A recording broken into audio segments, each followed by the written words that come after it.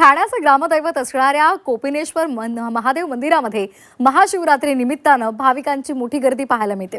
पहाटेपासूनच भाविकांनी दर्शनासाठी रांगा लावल्यात। मंदिरापासून तब्बल 3 ते 4 किलोमीटर पर्यंत भक्तांच्या रांगा लागलेल्या आहेत।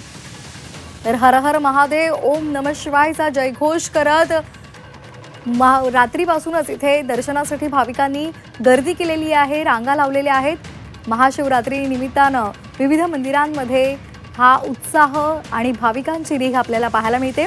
ही दृश्य आहे तर ठाण्यामधल्या कोपिनेश्वर मंदिराची।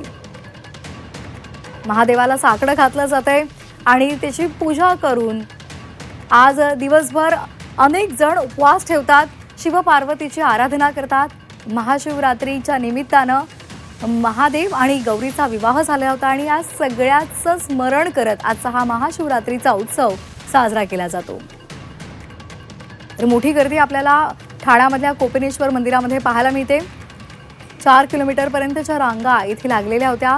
पहाटेपासूनच अनेक जण अंघोळ करून हातामध्ये पूजेचं सामान घेऊन मंदिरामध्ये गर्दी करतायत, महादेवाचं दर्शन घेत आहेत, त्याला दुग्धाभिषेक घालून त्याला नमन करत आहेत।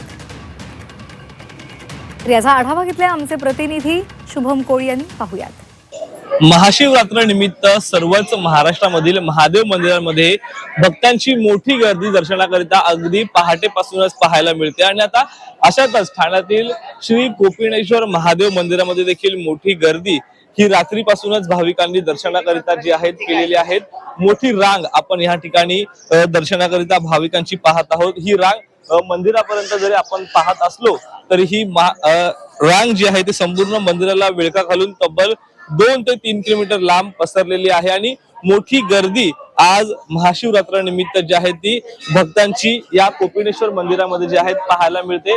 अति प्राचीन असं हे ठाणे शहरातील कोपिनेश्वर मंदिर आहे आणि महाराष्ट्रातील सर्वात मोठ्या शिवलिंगांपैकी एक शिवलिंग जे आहे ते या ठाण्यातील कोपिनेश्वर मंदिरामध्ये आहे आणि सूर्यफुलांची आरस जी आहे ती यंदा ह्या मंदिराला करण्यात आले आहे। माझ्यासोबत मंदिरातील गुरुजी ह्या ठिकाणी आहेत। गुरुजी, दरवर्षी पाहिलं तर मोठी गर्दी जी आहे ती महाशिवरात्र निमित्त आपल्या मंदिरामध्ये असते, यंदा कशा प्रकारचं नियोजन नेमकं केलेलं आहे?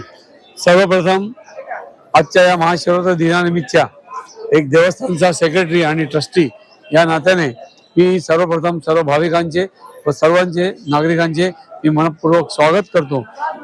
सर्वप्रथम कोपिनेश्वर मंदिर हे ठाणे शहराचे ग्रामदैवत आहे आणि गेले कित्येक वर्ष लोक भाविकतेने त्याची पूजा अर्चा आणि आराधना करत असतात। दरवर्षी महाशिवरात्रीच्या या दिवशी भयंकर गर्दी होत असते आणि यंदाच्या गेले 3 वर्ष आपण 4 वर्ष बघितलं तो गर्दी वाढतच चाललेली आहे। शुभम कोळी, झी मीडिया, ठाणे।